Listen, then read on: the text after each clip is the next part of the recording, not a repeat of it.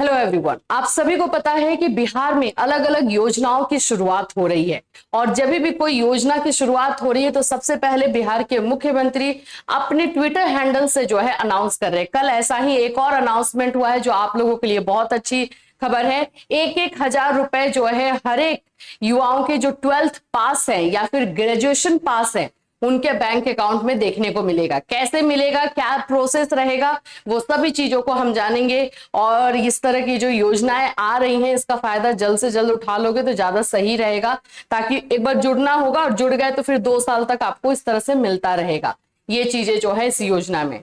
चलिए डिटेल से इस योजना के बारे में हम आपको बताते हैं। नाम क्या है, कैसे अप्लाई करना होता है, क्या प्रोसेस रहेगा, सभी चीजें। अप्लाई इस पे स्टार्ट रहता है, इसका अप्लाई हो रहा है तो आप जाकर के इसको करवा भी सकते हो। तो फ्रेंड्स, चैनल पर पहली बार विजिट कर रहे हो तो चैनल को सब्सक्राइब कर लेना, बेल आइकन को हिट कर देना।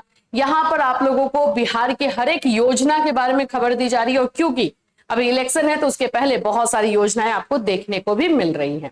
चलिए स्टार्ट करते हैं। सबसे पहले तो मैं आपको बता दूं, कल ट्विटर हैंडल पर मुख्यमंत्री जी की तरफ से एक ट्वीट आता है जिसमें बोला जाता है कि नवंबर 2005 में नई सरकार बनने के बाद से अधिक युवाओं को सरकारी नौकरी और रोजगार देना स्टार्ट किया गया। ये चलो यहां से है। एक्चुअली में मुझे बताते हुए प्रसन्नता हो रही है कि राज्य सरकार के 7 निश्चय कार्यक्रम, 7 जो कार्यक्रम प्रोग्राम स्टार्ट किया गया है बिहार सरकार की तरफ से संचालित मुख्यमंत्री निश्चय स्वयं सहायता भत्ता योजना का विस्तार किया गया। ये पहले से योजना चल रही है, ऐसा नहीं कि स्टार्ट नया कुछ किया गया, लेकिन इसमें कुछ चेंजेस किए गए जिससे कि अब ज्यादा से ज्यादा लोगों को इसका बेनिफिट मिलेगा। इसके अंतर्गत इंटर पास युवक युवतियों को पहले से दी जा रही स्वयं सहायता भत्ता योजना का लाभ अब कला, विज्ञान, वाणिज्य उत्तीर्ण स्नातक बेरोजगार युवक युवतियों को भी दिया जाएगा। तो चेंजेस क्या किया गया है, पहले ये 12th पास वाले को सिर्फ मिलता था 1,000 रुपए पर मंथ आपके अकाउंट में, ठीक। अब इसमें चेंजेस किया गया है कि ग्रेजुएशन पास अगर कोई बेरोजगार व्यक्ति है, बेरोजगार युवक या युवतियां हैं तो उनको भी ये दिया जाएगा। तो एक जो है स्पैन इसका बोल सकते हो, एरिया जो है बढ़ा दिया गया है तो इसमें ज्यादा से ज्यादा बच्चे इसमें शामिल हो पाएंगे, ठीक है। अब इसका एज क्राइटेरिया है कि भाई 20 से 25 के बीच में ही आपका एज होना चाहिए, एज इससे ज्यादा या कम नहीं होना चाहिए। स्नातक उत्तीर्ण युवक युवतियां जो कहीं अध्ययनरत नहीं है तथा नौकरी या रोजगार हेतु प्रयास कर रहे हैं, उनका कोई स्वरोजगार नहीं है अथवा सरकारी, निजी, गैर सरकारी योजना प्राप्त नहीं है, को भी 1,000 रुपए प्रति माह की दर से अधिकतम 2 वर्षों तक, 2 साल तक ये भत्ता दिया जाएगा। अब सुनो, इसके क्राइटेरियाज में थोड़ा थोड़ा बता दूं आप लोगों को। सबसे पहले तो इसमें जो है आप लोगों को बिहार के निवासी होना जरूरी है, ठीक है, ठीक है, बिहार का निवासी। दूसरा क्राइटेरिया यह है कि आप या तो 12th पास हो या ग्रेजुएशन पास हो, तो कहीं पर अभी आप पढ़ाई नहीं कर रहे हो, कोई किसी दूसरे कॉलेज या यूनिवर्सिटी में आपका एडमिशन नहीं हुआ है, ये क्राइटेरिया है इसमें।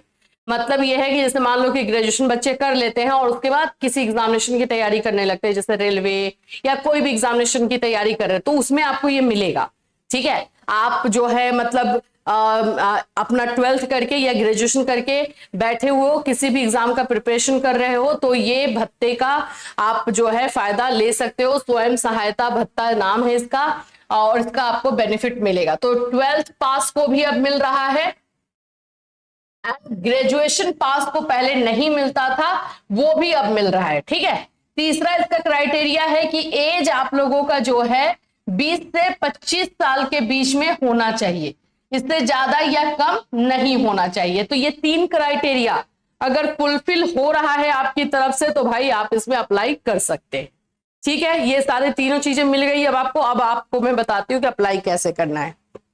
आइए पहले तो वेबसाइट पर लेकर के चलूंगी, ये आपको मैंने दिखाई दिया है, और फिर उसके बाद से इसको कैसे करोगे, क्या करोगे, सारी चीजें बता देती हूँ। इसमें एक चीज का आपको ध्यान में रखना है, इसका नाम है मुख्यमंत्री स्वयं सहायता भत्ता योजना। मुख्यमंत्री स्वयं सहायता भत्ता योजना 1,000 रुपए पर मंथ आपको दिए जाएंगे। आवेदन कैसे करना है, 20 से 25 साल का होना आपके लिए जरूरी है और जो भी अपनी तैयारी कर रहे हैं सरकारी नौकरी को लेकर के, वहां पे कर सकते हैं। मैंने एक पीडीएफ डाउनलोड करके रखा क्योंकि इसको ऑफलाइन अप्लाई करना ज्यादा सही रहेगा। क्यों ऑफलाइन अप्लाई करना ज्यादा सही रहेगा? क्योंकि वहां पे अगर ऑनलाइन अप्लाई भी करते हो तो उसका प्रिंट आउट निकाल करके ऑफलाइन जाके जमा करना है। इसलिए ये फॉर्म रहता है स्वयं सहायता भत्ता प्राप्त करने के लिए आवेदन पत्र, ये आप लोगों का फॉर्म है। इसमें ये सारी चीजें ये आपको मिल जाएगा, कहाँ मिलेगा वो भी मैं बता दूंगी।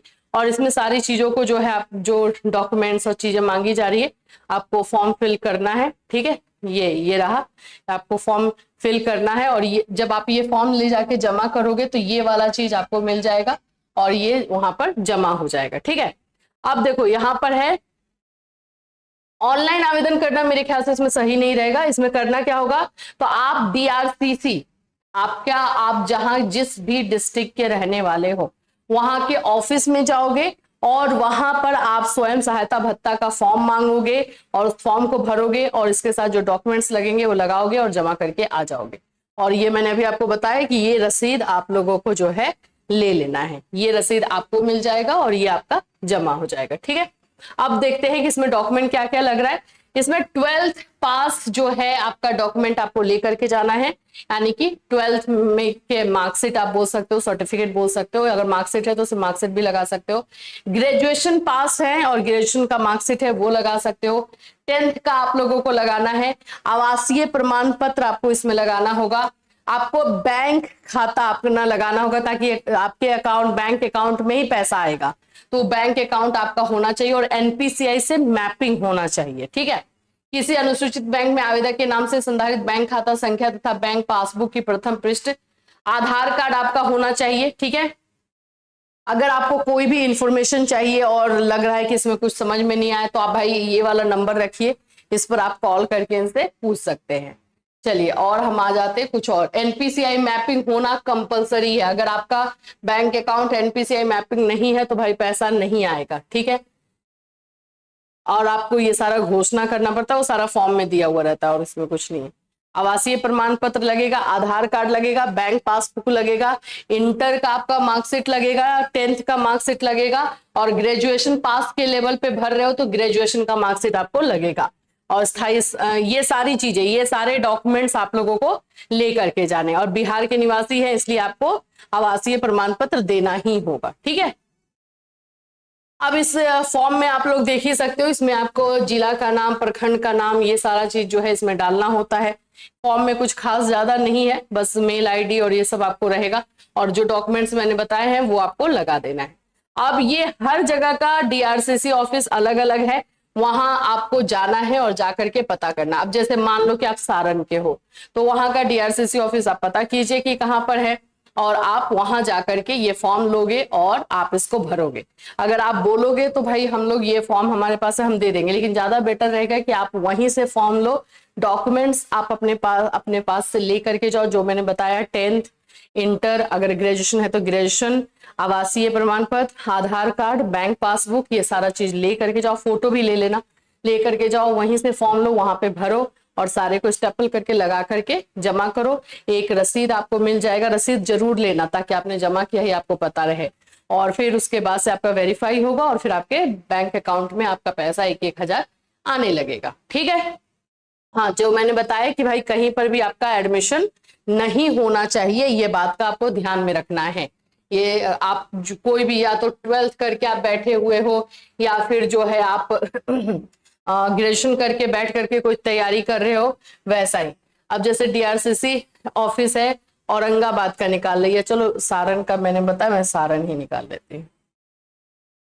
ठीक है, तो इसको आप निकालोगे, आप देखोगे कि ये कहाँ पर है, यहाँ पर हम निकाल लेते हैं, किस जगह पर है, वहां पर आप चले जाओगे और वहां पर जाकर के आप पता करोगे। ये रहा एड्रेस, आ गया, छपरा जंक्शन के पास है, रतनपुरा बिहार, ये एड्रेस ले लोगे, वहां पे ऑफिस में चले जाओगे। सिंपल है, कोई ज्यादा ये नहीं करना, सब ऑफलाइन ही करोगे तो ही इसमें सही रहेगा। ठीक है, आई होप ये आप लोग का इस स्वयं सहायता भत्ता योजना का आपको लाभ मिले और जल्द से जल्द ये फॉर्म भरो। अगर कोई दिक्कत, कोई परेशानी हो तो वीडियो में कॉमेंट कर देना। फिर मिलूंगी, till then take care everyone.